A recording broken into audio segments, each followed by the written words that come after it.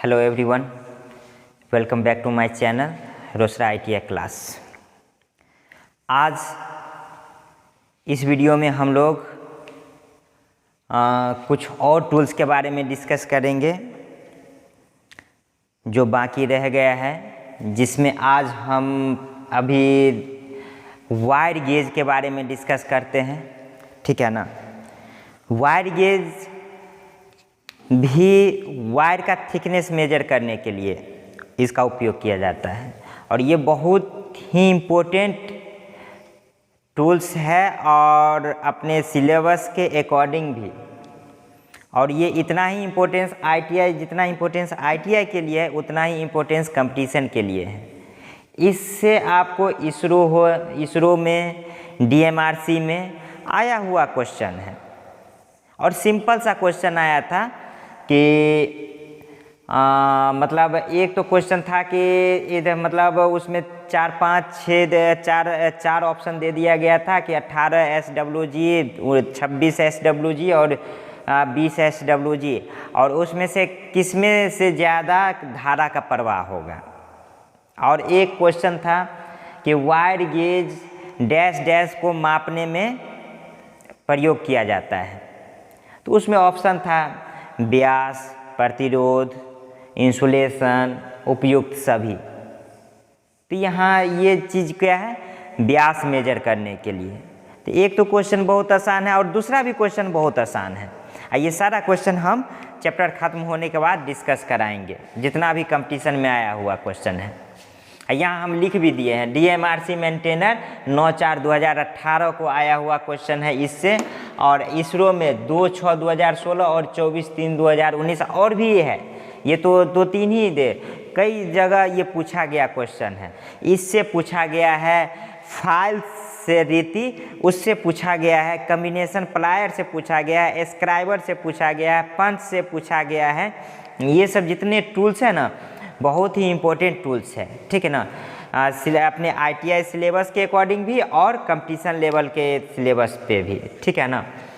तो इसीलिए टूल्स को इग्नोर ना करें और अच्छे से पढ़ाई करें, है ना।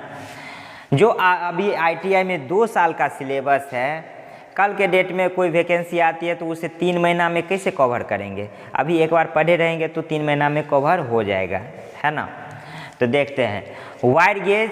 इसमें क्या है, 0 से लेके 0 1 2 3 4 5 6 7 8 9 10 11 12 13 14 15 16 17 18 19 20 21 22 23 24 25 26 27 28 29 30 और 31, ये छोटा सा 32 33 34 35 36 तक रहता है वायर गेज।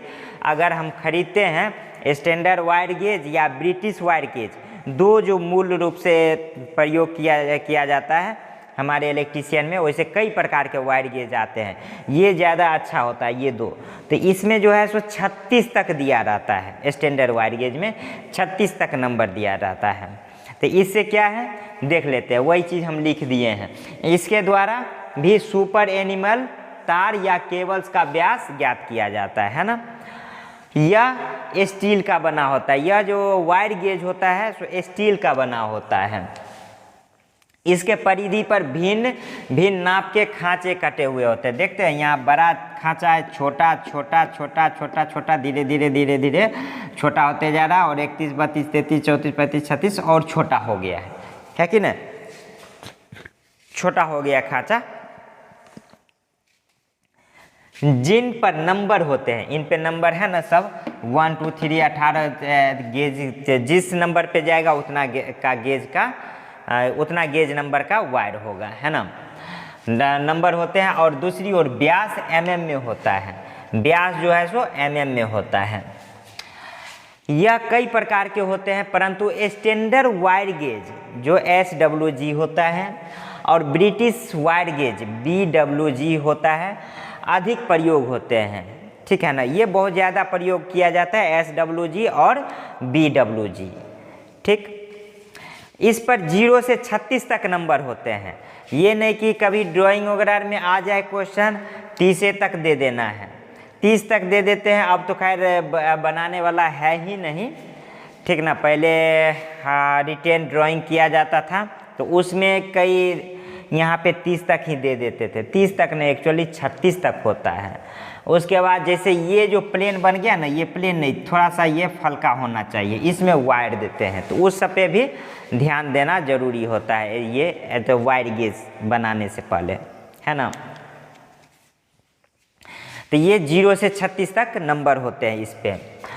तार को इन खांचों में फिट बैठा कर देखा जाता है। ये जो खांचा है इसमें तार को सेट किया जाता है, और जिस खांचा में तार ठीक से बैठ गया तो वहाँ वो उतना नंबर हो गया, उतना व्यास का हो जाएगा, ठीक है ना।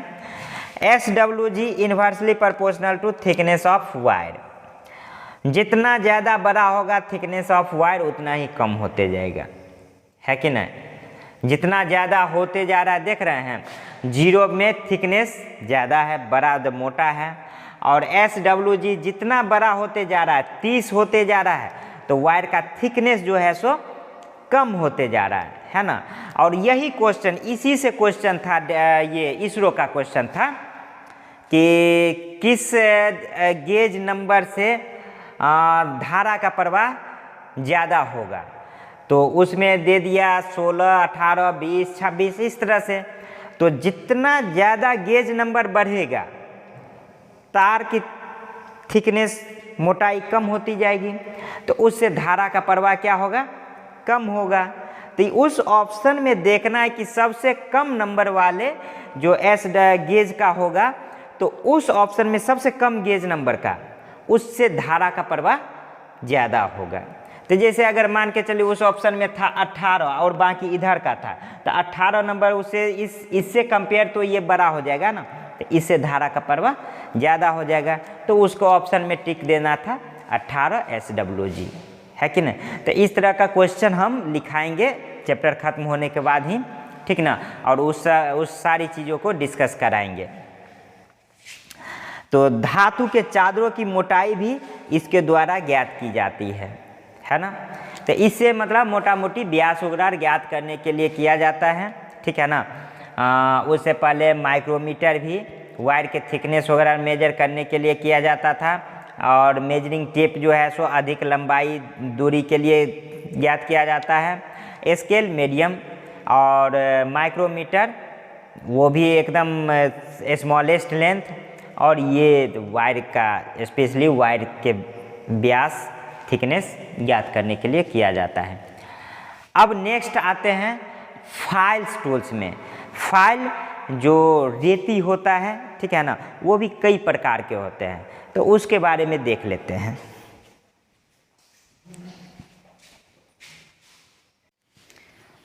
चलिए देखते हैं फाइल। फाइल जिसको रेती बोलते हैं। रेती का क्या काम है? जैसे गांव घर की भाषा में जिसको हम कॉल कुट्टी बोलते हैं, अपनी मातृभाषा है, ठीक है ना, उसके धार को तेज बनाने के लिए रेती से रगड़ते हैं, वही चीज़ रेती होता है, ठीक है ना। सिर्फ ये टूल्स समझ के इग्नोर ना करें, क्योंकि ये कंपटीशन लेवल UPPCL में आया हुआ क्वेश्चन है, तो इसीलिए इसको इग्नोर नहीं करना है ना। तो ये क्या है? ये किसी कार्यखंड की सतह पर खुरदरी सतह, रफ सरफेस वाले टूल को रगड़ कर पदार्थ को चूर्ण के रूप में हटाने की प्रक्रिया को रेतना यानी फाइलिंग कहते हैं। उसको रगड़ना यानी फाइलिंग, रेतना कहते हैं, और इस टूल्स को फाइल कहा जाता है ना। फाइल इस तरह का कुछ दिखता है, ये हमारा फाइल है ना। फाइल इस तरह का दिखता है, जिसमें ये हैंडल होता है, ये फेरल होता है, ये टैंग होता है, जो नुकीला भाग होता है जो हैंडल में धंसा रहता है ना। ये फेरल अपने हाथ को बचाव के लिए बनाया जाता है। ये शोल्डर भाग होता है, ये हील भाग होता है, ये रेती की लंबाई यहाँ से यहाँ तक मेजर किया जाता है। इसको कोर बोलते हैं, इसको फेस बोलते हैं, इसको टिप या पॉइंट बोलते हैं, है ना। जैसे पेचकस वगैरह का जो टिप होता है, जिससे जो फंसाते स्क्रू में कसने के लिए, तो सब में ये टिप होता है, ठीक है ना, सबसे लास्ट नुकीला भाग, है ना। रेती किस चीज़ की बनी होती है? रेती उच्च कार्बन स्टील की बनी होती है ना। रेती की लंबाई कहाँ से कहाँ तक मापी जाती है? तो टिप से हील तक मापी जाती है। यहाँ टिप है ना, और हील कहाँ है? यहाँ से यहाँ तक की लंबाई मापी जाती है। अब इसके पार्ट के बारे में देखते हैं। चलिए, पार्ट्स ऑफ फाइल, रेती के भाग। रेती में कुछ मुख्य भाग होते हैं जिनके बारे में जानकारी ले लेना चाहिए। जैसे एक फेस होता है। फेस क्या है?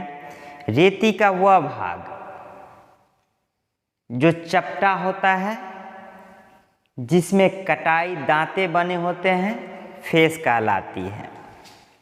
यह है ना, रेती चपटा है और इस पे दांते बनी रहती है, जिसके फ्रिक्शन से जो भी खुरदुरे सतह होते हैं चिकना किया जाता है ना। तो यही फेस कहलाता है। फेस ही मुख्य भाग होता है। फेस से ही सतह को चिकनाया जाता है ना। अब नेक्स्ट देखते हैं टैंक। क्या है टैंक? रेती का वह नुकीला भाग होता है जिस पर हैंडल लगाया जाता है, टैंक कहलाता है। हैंडल जो होता है सो लकड़ी का बना होता है। ये रहा हैंडल, और यहाँ से एक नुकीला भाग होता है। जैसे ये स्केच पेन है ना, ये नुकीला भाग है ना, और नुकीला भाग इसमें जैसे ये हैंडल रहता है लकड़ी का, ऐसे सटाया जाता है। इसलिए कि ये अगर ना रहे और नुकीला भाग रहे और तब जाके इससे अथी रेती यदि प्रेस करेंगे इसको, तो हाथ घायल कर देगा। तो इसको हाथ को सुरक्षा के लिए क्या करते हैं? ऊपर से लकड़ी का कवर लगा देते हैं, जिसको हैंडल कहते हैं। तो वही कहलाता है ये टैंक। जो ये रहता है इसके अंदर रहता है, हैंडल के बीच में रहता है, नुकीला भाग होता है ना, उसको टैंक कहते हैं। अब नेक्स्ट होता है हैंडल। हैंडल वही लकड़ी का बना होता है। रेती को पकड़ने के लिए टैंक पर लगा लकड़ी का भाग, उसको हैंडल कहा जाता है। उसका हैंडल कहलाता है ना। हैंडल ये हो गया। अब नेक्स्ट देखते हैं हील। हील क्या है? फेस तथा टैंक के मध्य। फेस कहाँ हो गया? ये ऊपर का सतह। टैंक कहाँ हो गया? ये। और ये फेस और टैंक के बीच का मध्य भाग, जहाँ पे ये चिकना भाग है, यहाँ पे दांतें नहीं होती है, इसका कोई यूज नहीं, लेकिन यहाँ पे कुछ खाली जगह छुटा रहता है ना, उसी को हील कहते हैं। क्या है? फेस तथा टैंक के मध्य कुछ भाग प्लेन तथा बिना दांतों का बचता है, इस भाग को हील कहा जाता है। ये जो इतनी दूर जो बचा भाग होता है ना, उसी को हील कहते हैं, है ना। नेक्स्ट देखते हैं एज। कोर नाम से यह स्पष्ट है। कोर रेती का वह पतला भाग जिस पर समांतर दांतों की एकल पंक्ति सिंगल रो होती है, कोर कहलाता है। कोर यानी एज, कोर इसी को बोलते हैं कोर, है ना, पतला भाग। टिप या पॉइंट। टिप पॉइंट इसको बोलते हैं, टिप या पॉइंट, है ना, इसको। तो यही चीज है टिप या पॉइंट। देखते हैं रेती के निचले सिरे को पॉइंट कहा जाता है, इसको पॉइंट कहा जाता है। इस पॉइंट की लंबाई व चौड़ाई देखकर ही रेती के लकड़ी का हत्था आकार का निर्धारण किया जाता है ना। अब नेक्स्ट देखते हैं शोल्डर। शोल्डर क्या होता है? ये भाग यानी हील और फेरूल के बीच का भाग। क्या है शोल्डर? हील के ऊपर टैंक बनाने के लिए प्रयुक्त किए जाने वाला टेपर भाग को शोल्डर कहते हैं, ये टेपर भाग को, है ना। नेक्स्ट देखते हैं फेरूल। हैंडल में दरार पड़ने पर अगर ये टैंग अंदर गया, यहाँ पे ये फट भी तो सकती है ना, अंदर जो इसे डालेंगे तो ये फट जाएगी। तो इसको क्या करते हैं, ऊपर से लोहा का एक फेरोल लगा देते हैं जिससे कि वो हैंडल फटे ना और हमारा हाथ दुर्घटना से बचे रहे, घायल ना हो। तो वही फेरोल होता है ऊपर से। जैसे एक बता देते हैं एग्जाम्पल में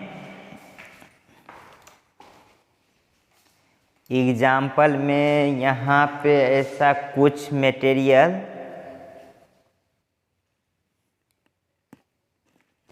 जैसे मैं ये सिंपल सा देख लीजिए, यहाँ पे हैंडल रहता है ना, ये टैंग अंदर रहता है, तो इसको एक लोहा से ही कसा रहता है जिससे कि हैंडल फटे ना, और फटे भी तो लोहा उसको पकड़े रहे, है ना, वो निकले ना। क्योंकि वो निकल जाएगा तो दुर्घटना होने की पॉसिबिलिटी बनी रहेगी। तो उससे बचाव के लिए फेरल का प्रयोग किया जाता है। तो हैंडल में दरार पड़ने पर दुर्घटना से बचने के लिए हैंडल के ऊपर धातु का छल्ला फिट कर दिया जाता है।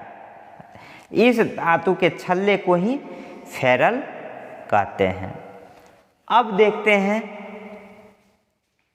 रेती के प्रकार। रेती कई प्रकार के होते हैं, ये देखते हैं रेती कई प्रकार के होते हैं। तो पहला देखते हैं फ्लैट रेती। फ्लैट फाइल कुछ इस तरह का होता है, कुछ इस तरह का होता है फ्लैट फाइल। तो इसमें है क्या, फ्लैट फाइल यह दोनों ओर चपटी और आयताकार क्रॉस सेक्शन की होती है ना, इस तरह की। इससे फालतू लकड़ी या लोहे को हटाकर चिकना किया जाता है। अब नेक्स्ट देखते हैं। नेक्स्ट जो होता है राउंड फाइल, ठीक है ना। यह गोल और लंबाई में टेपर्ड होती है।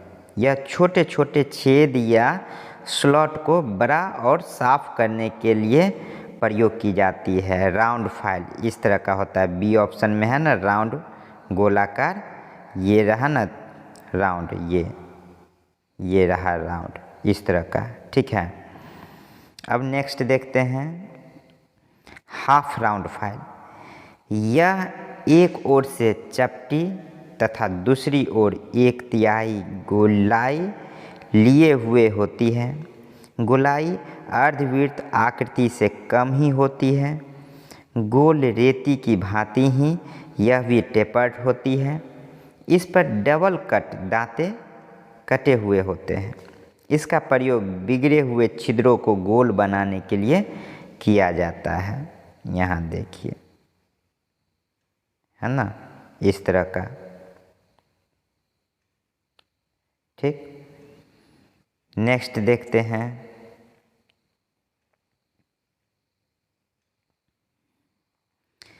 चकोर रेती स्क्वायर फाइल। यह वर्गाकार होती है। यह आयताकार या वर्गाकार ग्रूव और छेद को रेतने के लिए प्रयोग की जाती है। यह डबल कट की रेती होती है ना, इस तरह का, इस तरह का रेती, ठीक है। अब नेक्स्ट देखते हैं त्रिकोण रेती ट्रायंगुलर फाइल। इसका क्रॉस सेक्शन तिकोना होता है। यह आरी के दांतों को तेज करने के लिए प्रयोग किया जाता है ना। हेक्सा सौ जो होता है आरी वुड और वुड सौ हेक्सा ब्लेड, तो उस प्रकार के दांतों को तेज करने के लिए इस रेती का प्रयोग किया जाता है। ये रहा, ठीक है। अब नेक्स्ट देखते हैं हैंड रेती। यह फ्लैट रेती की भांति आयताकार होती है।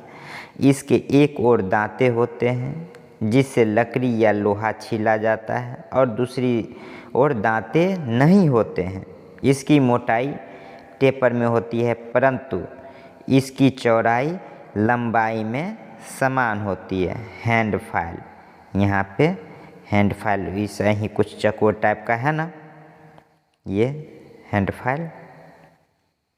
ठीक, अब नेक्स्ट देखते हैं रेस्प रेती। इस रेती के दांते अलग अलग और ऊंचे उभरे हुए होते हैं। यह लकड़ी या नरम धातु जैसे शीशा को छीलने के लिए प्रयोग की जाती है। जी ऑप्शन, ये है ना चाकू टाइप का जो रेती दिख रहा है कुछ, ये इस तरह की रेती। ठीक है, अब देखते हैं कुछ सावधानियाँ। रेती को बिना हैंडल या फटे हैंडल के प्रयोग नहीं करनी चाहिए, नहीं तो दुर्घटना हो सकती है, हाथ घायल हो जाएगा। उसका जो टैंग जो होता है नुकीला होता है, उससे दुर्घटना हो सकती है, घायल हो सकता है हाथ।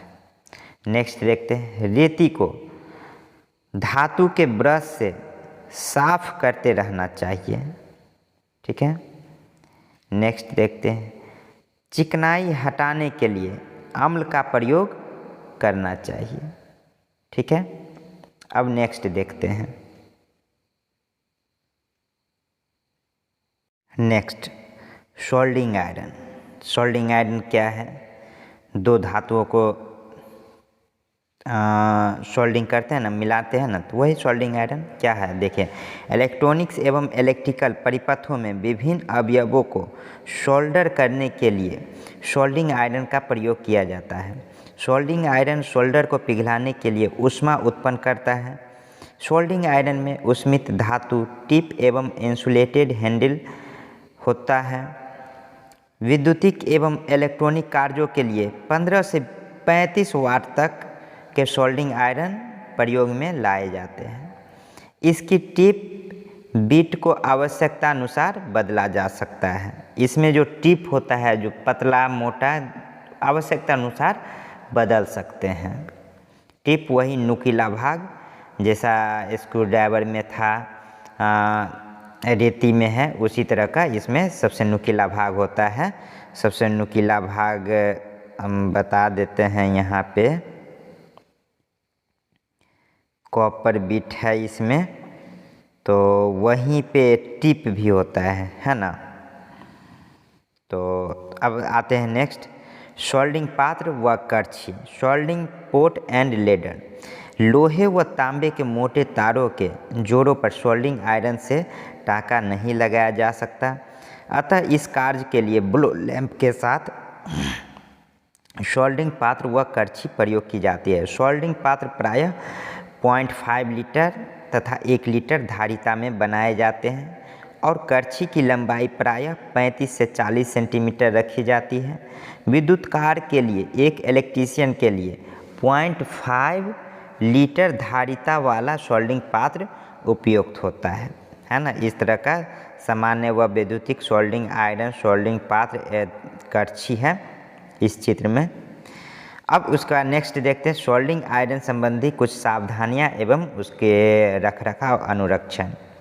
इसकी मेन लीड में बिना प्लग टॉप लगाए इलेक्ट्रिक सोल्डिंग आयरन विद्युत स्रोत से नहीं जोड़ना चाहिए। ठीक है ना। नेक्स्ट प्लग टॉप परिवर्तित करते समय फेज, न्यूट्रल तथा अर्थ तारों की सही पिनों पर कसना चाहिए और इस कार्य की पुनः जांच कर लेनी चाहिए। नेक्स्ट प्रयोग से पूर्व इसकी बीट की टिप को खुरचकर अथवा एमरी क्लॉथ से घिसकर साफ कर लेना चाहिए। नेक्स्ट आवश्यकता न होने पर इलेक्ट्रिक सोल्डिंग आयरन विद्युतिक स्रोत से डिस्कनेक्ट कर देना चाहिए। नेक्स्ट सोल्डिंग आयरन को उचित ताप तक गर्म करना चाहिए, अन्यथा ड्राई सोल्डिंग की संभावना बढ़ सकती है। Next conduit die set. Conduit die set कुछ इस तरह का होता है जिसमें बैटन पैटर्न स्टॉक होता है, साइड स्क्रू होता है, सेंटर स्क्रू होता है, साइड स्क्रू इस तरह का होता है। ठीक है ना। यहाँ पे इस तरह का side screw, batten button pattern stock होता है, ये सेंटर स्क्रू होता है, कुछ इस तरह का कंड्यूट डाई सेट होता है, ठीक है ना। तो ये क्या होता है देख लेते हैं। कंड्यूट वायरिंग करते समय कंड्यूट में चूड़ी डालने हेतु डाई सेट का उपयोग होता है। स्टॉक कास्ट आयरन का बना होता है। ये जो स्टॉक है किस चीज़ का बना होता है? कास्ट आयरन का बना होता है। वह डाई हार्ड कार्बन स्टील की बनी होती है, ठीक है ना। डाई हार्ड कार्बन स्टील की बनी होती है और स्टॉक कास्ट आयरन का बना होता है। इसे घुमाने के दोनों साइडों में पाइप हैंडल लगे होते हैं, दोनों साइड पाइप हैंडल है ना।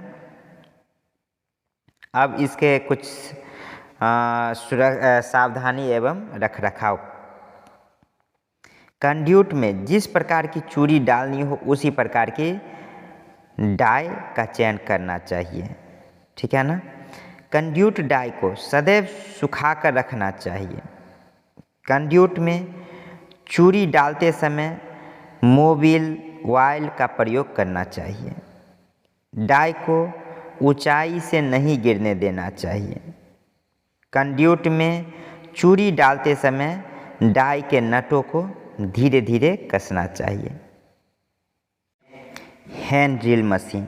हैंड ड्रिल मशीन कुछ इस तरह का होता है, जिसमें चॉक होता है, जॉ होता है, क्रैंक होता है, गियर होता है और हैंडल होता है। जॉ जबड़ा, इसी में बिट लगाया जाता है जिसे ड्रिल किया जाता है। इस गियर क्रैंक जो होता है, क्रैंक को ही घुमाया जाता है जिससे ये जॉ रोटेट होने लगता है। चॉक जो रोटेट होता है हैंडल पकड़ने के लिए होता है ना। तो यह हाथ से चलाई जाने वाली एक छोटी ड्रिल मशीन है, ठीक है ना। एक इलेक्ट्रिक मशीन होता है, ये हैंड ड्रिल मशीन है। यह हाथ से चलाई जाने वाली छोटी ड्रिल मशीन है जिसका उपयोग लकड़ी, सनमाइका, प्लास्टिक, ब्रश, एल्युमिनियम, नरम लोहे की चादर, पुर्जों इत्यादि में छिद्र करने के लिए किया जाता है। इसकी क्षमता इसके ड्रिल चक्र की ड्रिल बिट धारण करने की क्षमता के आधार पर व्यक्त की जाती है, जो प्रायः 6 या 8 mm होती है। इसमें प्रयोग किए जाने वाले ड्रिल बिट का व्यास 1/64 इंच से 1/4 इंच अथवा 0.4 से 6 mm तक होता है।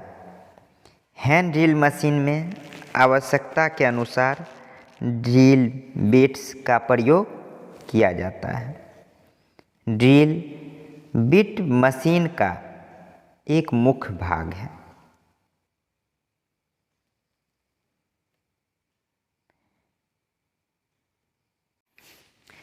ये हमारा हैंड ड्रिल मशीन है। इसी में ये जो है सो जॉ, जिसको जबड़ा, इसी में ड्रिल बिट फंसाया जाता है। इसको पकड़ के और इसको घुमाएंगे, घूम गया, ये निकल गया, ये थोड़ा सा ढीला हो गया, ठीक है ना। इसी में इसको करके ये डाल के और इसको कसा जाता है ना। तो ये कसा गया, जबड़ा में पकड़ा गया। अब इसको ये जो क्रैंक को घुमाएंगे, इस हैंडल को पकड़ के इस गियर को घुमाएंगे, ये ड्रिल ये जॉ घूमेगा और ये इसके साथ बिट भी घूमेगा और ये ड्रिल करने का काम करता है, ठीक है ना। ये आपको मार्केट में 350 से 450, 500 तक में अवेलेबल है ये ड्रिल मशीन। जहाँ पे इलेक्ट्रिसिटी ना हो और नॉर्मल कार्य करना है तो ये हैंड ड्रिल मशीन से हम कार्य कर सकते हैं। अच्छा प्रोडक्ट है, ठीक है ना। और इलेक्ट्रॉनिक्स मैकेनिक के लिए एक पीसीबी ड्रिल भी आता है जो 100-150 के रूप में 100-150 में आ जाएगा। वो होता है पीसीबी ड्रिल मशीन, ठीक है ना। लिख देते हैं पीसीबी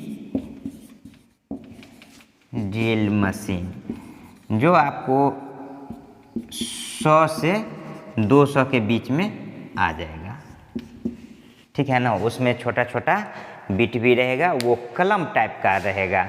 उसको प्रेस करेंगे, कलम जैसे पकड़ते हैं ना, ऐसे ही प्रेस करेंगे, वो ड्रिल घूमेगा और छिद्र करेगा। तो वो 100 से 150 में आता है।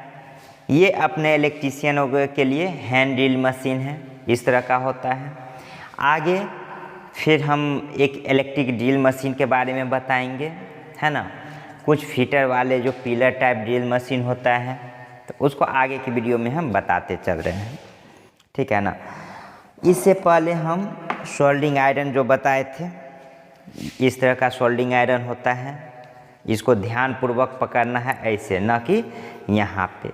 ये जो टिप है ये आवश्यकता अनुसार बदला जा सकता है। यहाँ पे फेरल लगा हुआ है, इसको हटा के दूसरा बिट टिप लगा सकते हैं यहाँ पे, है ना। आवश्यकता अनुसार इसको चेंज कर सकते हैं। अब देखते हैं next, ratchet brace drill machine. ये किस टाइप का होता है देखते हैं। कुछ इस तरह का होता है, ठीक ना। ये बहुत कम यूज होता है, ठीक ना। तो इसको सिर्फ एक बार रीड कर लेना ज़रूरी है, ऑब्जेक्टिव टाइप में आएगा क्वेश्चन, तो एक बार नज़र पे रहेगा तो अच्छा बात रहेगा, है ना। तो इसका प्रयोग लकड़ी की वस्तुओं में बड़े आकार का छिद्र करने के लिए किया जाता है ना। विभिन्न आकार के छिद्र करने के लिए इसमें विभिन्न प्रकार के ऑगर बिट्स प्रयोग किए जाते हैं। छिद्र करने के लिए इसमें प्रेस नॉब लगा हुआ होता है, जिसे पकड़कर आवश्यकता अनुसार दाब डालते हुए घुमाया जाता है ना। इस तरह का यहाँ पे चौक है, यहाँ पे रेचेट ब्रेस है, ड्राइविंग हैंडल है जिसको घुमाया जाता है, प्रेस नॉब है ना, ऑगर बिट है। अब इसके कुछ सावधानी एवं अनुरक्षण देख लेते हैं। ड्रिल बिट ड्रिल चक में भली प्रकार कसा हुआ होना चाहिए। मशीन को जॉ पर सीधा समकोणीय दिशा में चलाना चाहिए, अन्यथा ड्रिल बिट टूटकर चोट पहुंचा सकता है। मशीन के गियर तथा क्रैंक पिन पर ग्रीस या मोबिल ऑयल समय समय पर लगाते रहना चाहिए। ड्रिल मशीन अथवा अन्य विद्युत चालित औजारों की पावर लीड कटी फटी नहीं होनी चाहिए, अन्यथा प्रयोगकर्ता को बिजली का झटका लग सकता है। तो आज इतना ही इस वीडियो में। हम उम्मीद करते हैं कि आप लोगों को अच्छे से समझ में आ गया होगा। अब हम नेक्स्ट वीडियो में electric drill machine, snap, wire stripper, crimping tools, vice, gimlet, auger इत्यादि इस सब के बारे में पढ़ेंगे। ठीक है, धन्यवाद।